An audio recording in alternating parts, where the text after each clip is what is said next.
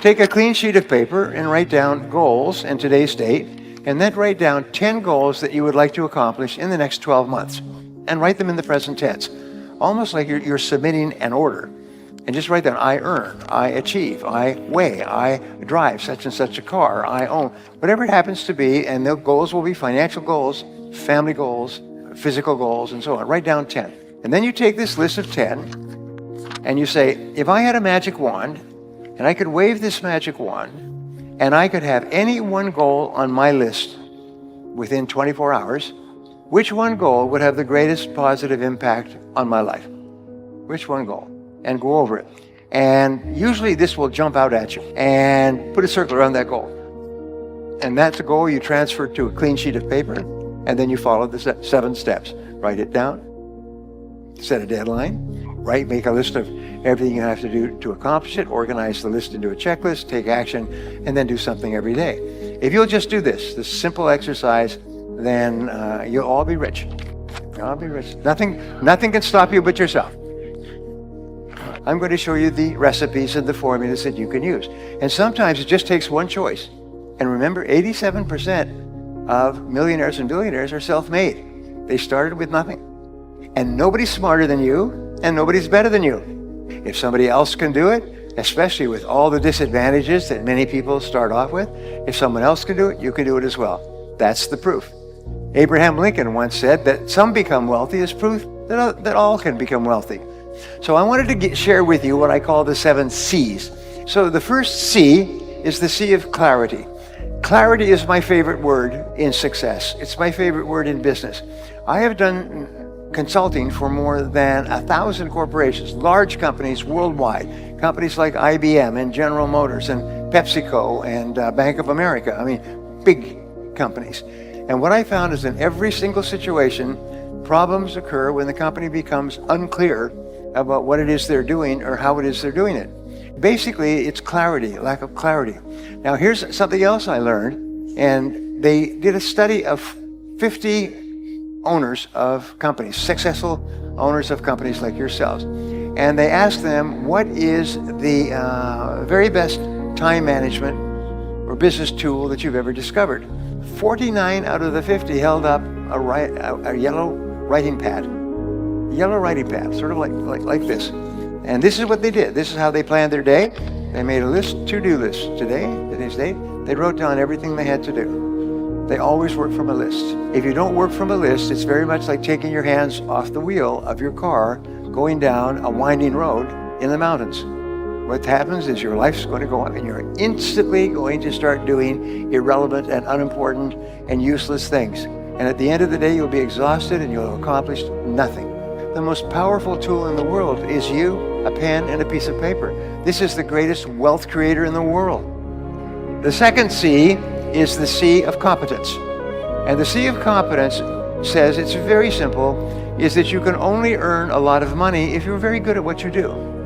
And so one of the most important things you do is you break down your work into skills. And you say, what are the most important skills I need to have to be successful? And there's recruiting is a very important skill. Training is an important skill. Managing, motivating is an important skill. Leading, supervising, important skills. So what you do is you think, what are the skills that I will need to be in the top 10% of my field? You don't have to be in the top 1%. Just be in the top 10%, because there are no successful people who are not good at what they do. They are good at what they do, and they are good at what they do because they work at it all the time.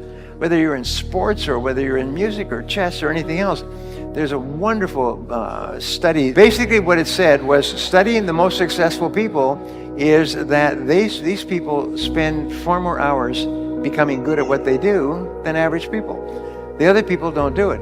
And that everybody has natural abilities, but the ones who use those abilities transform themselves by really, really working hard at becoming good, one skill at a time. This is another thing that's really important. Don't try to be good at everything, because what happens is you just break down. You just overwhelm yourself and you'll just give up. And you say, oh, I tried that before. I had an experience, which I'll pass on to you. When I was a young man, I was in my 20s and I was in sales, and I was in cold calling sales. knocking on doors every day. And I was making 1 or 2 sales a week. I was living in a little rooming house with a bed and a floor and a little bathroom. And I was struggling. I could tell you within $1 how much money I had in my world at that time, because it was less than $1. And I worked, get up at 5 or 6 o'clock in the morning. I'd be waiting at 8 o'clock in the morning when people came to work. I would knock on doors, office doors and business doors all day long. And then in the evenings, I'd go out and knock on homes and apartments. And I would make call after call after call. I made hundreds of calls and with no sales. The first year, I made more than 20,000 calls and only made a few sales. Just enough to survive. And then one day, I asked a question, which I'm going to help you with.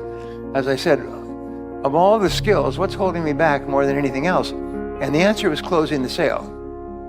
Is that I couldn't get people to make a decision. So I made a decision. I still remember the time, date, place, sitting in my little rooming house when I decided I was going to learn how to become very good at closing sales. And I began to read everything I could find. I sent away for books. I did everything I could find to study the psychology and the techniques and methods of closing sales. In 1 year, my income went up 10 times. It changed my life forever. The third C is the C of concentration. And these are not necessarily in order, but in a way these are. The C of concentration is your ability to focus, which we've talked about before. It's your ability to focus single-mindedly on one thing at a time and to work on that one task until it's complete. And to discipline yourself not to do anything else or to become distracted by emails and bells and bips and noises and things like that. It's just your ability to focus like a laser beam on a single task. Start and finish your most important task. Number 4 is constraints. Between where you are today and where you want to be sometime in the future, a goal, is there is always one constraint or choke point that determines the speed at which you get from here to here. That's the constraint. So the art of life is to identify the constraints that are holding you back from achieving the goal that you want to achieve. So you say to yourself, all right, you want to achieve a particular goal. So you ask yourself, what is the one factor that determines the speed at which you achieve that goal? And don't try to change the world.